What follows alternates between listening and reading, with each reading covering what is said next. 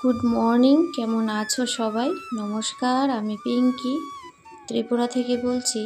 আশা করছি হয়তো সবাই ভালো আছো আর আমিও ভালো আছি। তো ফুলের মতো সুন্দর আরও একটি নতুন সকালে চলে এলাম তোমাদের সাথে অনেক গল্প করব। তো চলো সারাদিন কি করছি না করছি অবশ্যই শেয়ার করব।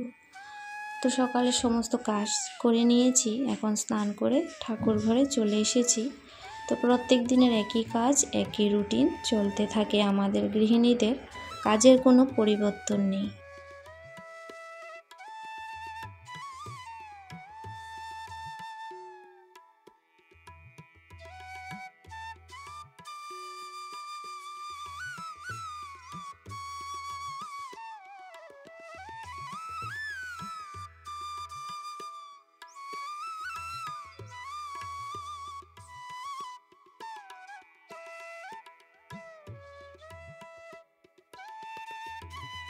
সময়, কাল, বছর সব কিছুই বদলাতে থাকে, কিন্তু কাজের কোনো বদলাব নেই। এই যে প্রত্যেক দিন একই কাজ, ঘুম থেকে উঠে স্নান, সন্ধ্যা, পূজা, তারপর হয়েছে রান্না, সকালে চা নাস্তা, সবার দেখভাল, বাড়িঘর পরিষ্কার করা। তো এটা তো চলতেই থাকে, কিন্তু সময় কিন্তু ঠিক বদলাতে থাকে আর কালও বদলাতে থাকে। তো এই যে শীত চলে গেল, এখন তো বসন্তকাল চলে এলো।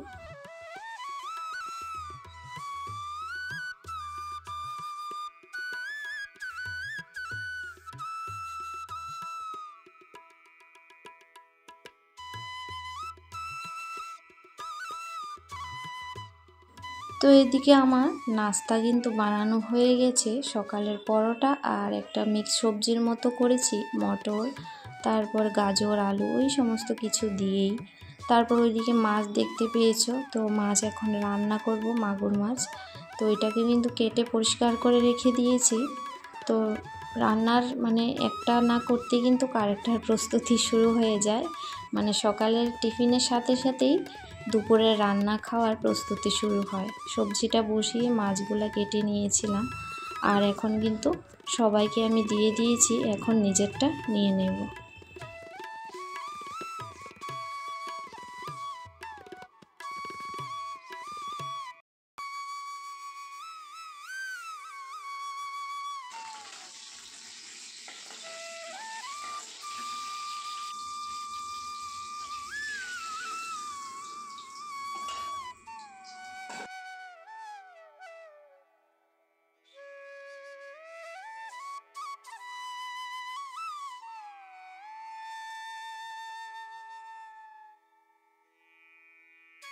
তো রান্না করব ওইদিকে চিমের বিচি রান্না করব মাছের মুড়ো দিয়ে, আর সঙ্গে যে তিতির ডাঁটা, মাগুর মাছটা দিয়ে রান্না করব। আসলে ভিডিওর অনেকগুলো ক্লিপই ডিলিট হয়ে গেছে, সেই জন্য সব কিছু তুলে ধরতে পারিনি।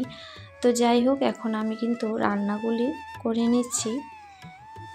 আর যারা আগের ভিডিওতে খুব সুন্দর সুন্দর কমেন্ট করেছো, সবার জন্য অন্তর থেকে অনেক ভালোবাসা। আর যে সকল বন্ধুরা পর্দার আড়াল থেকে প্রতিনিয়ত সাপোর্ট করে যাচ্ছ, সবার জন্যই অন্তর থেকে অনেক অনেক ভালোবাসা আর অনেক ধন্যবাদ।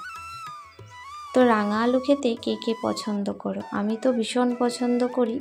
এই বসন্তকালে রাঙা আলু একদম যে এতটা ভালো লাগে কি বলবো। ছোটোবেলায় কিন্তু আমরা উনুনে পুড়িয়ে খেতাম, সে পুড়িয়ে খাওয়ার যে একটা মিষ্টি গন্ধ, মিষ্টি আলুর খুব ভালো লাগে। তো আসলে আমরা এটাকে মিষ্টি আলু বলি, অনেকে রাঙা আলু বা মাটির আলু, অনেক কিছুতেই নাম দেয় অনেকেই।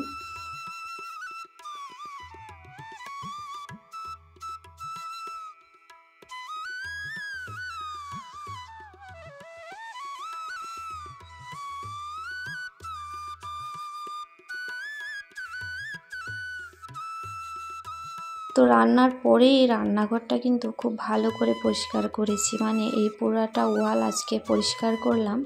আজকে কিন্তু মোপ দিয়ে করিনি, সাবান আর স্কচব্রাইট দিয়ে করেছি।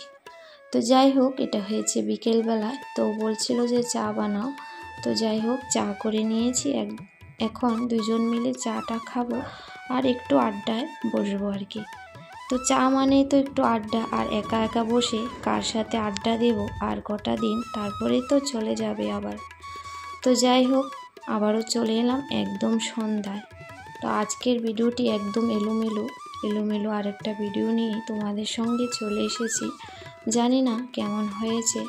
তো এখানে বানাচ্ছি হচ্ছে সন্ধ্যায় চাউমিন।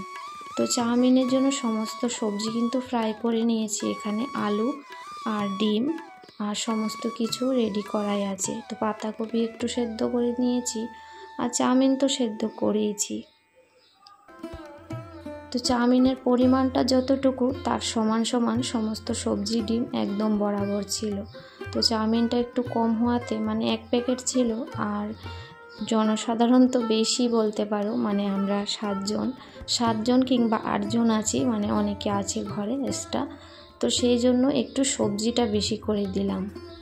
আর বাচ্চারা তো সবজি বেশি খেতে চায় না, এভাবে এদের লুকিয়ে চুরিয়ে খাওয়াতে হয়।